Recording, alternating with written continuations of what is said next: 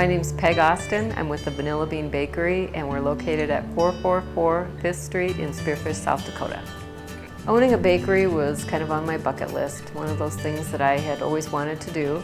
I've always liked to cook. Loved to bake from the time I was about 6 or 7 years old. Opportunity came up in 2009 to purchase this business as it existed, so we kind of jumped into it with both feet. The business is a full-service bakery, meaning that we do everything from cookies to wedding cakes and everything in between. One thing that's a little bit unusual is to find a donut shop mixed in the middle of a working bakery. Usually donut shops are separate, and in addition to that, we have also expanded our product line to include a gluten-free. We just started adding a few things at a time. We started just this last year providing products to the health food stores in Rapid City. So we've been expanding out. We've also expanded into a couple of grocery stores and coffee shops and things like that. So it's going really well. I first heard about Dakota Rising from people that worked at the Chamber of Commerce, and they mentioned that there was some money available, and so they encouraged me to apply for that. Maybe one of the biggest business mistakes a person can make is to think that they're in it alone.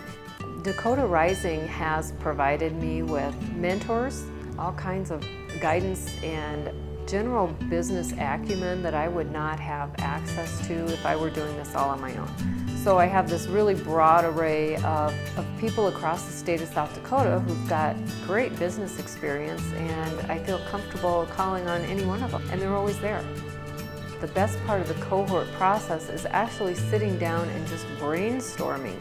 The feedback is so honest and sometimes brutally honest that I might think it's a great idea. But we go back to that jumping from point A to Z, and if I haven't thought of all the points in between, the cohort process will bring that to my attention. And the questioning and the probing that they do really helps me logically find the answers that I'm looking for. And they, as part of the cohort process, they're not supposed to give us answers, but lead us in that direction so we solve our own problems. Dakota Rising has been very helpful in helping me understand the impact that my business has on the entire community. It's not just my cohort and other people in Dakota Rising. It's this little ripple in a pond, and it goes out and it affects the entire community. So I have to be accountable. The hole in the bucket is what the whole cohort process boils down to, finding those issues that really need the business owner's attention. As part of the cohort process, it came out that I needed to hire another baker. I knew I needed to hire another baker. I was dragging my feet. I thought I could do it all. It ended up last summer I brought another baker on, and that was 2010. She worked throughout the summer for me. She liked it so much here, she came back again in 2011, and then I also added a second baker. So I like the ability to help create jobs. They enjoy what we do here, so it fills a great niche. I wanted to do more than just a little hole-in-the-wall bakery.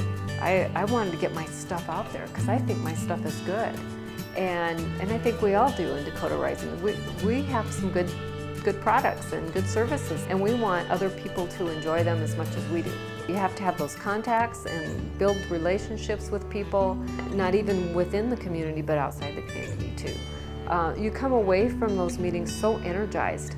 I mean, I almost wish it would keep on going, you know. It's difficult to get away from our businesses to go to the meetings, but once we're there, I don't want to leave. Our term is for 3 years. I would love to come back and help in any way I can. Just being around that creative energy is something that, you know, I would miss it horribly when we're all done. I don't want to say I'm done. I want to keep it going.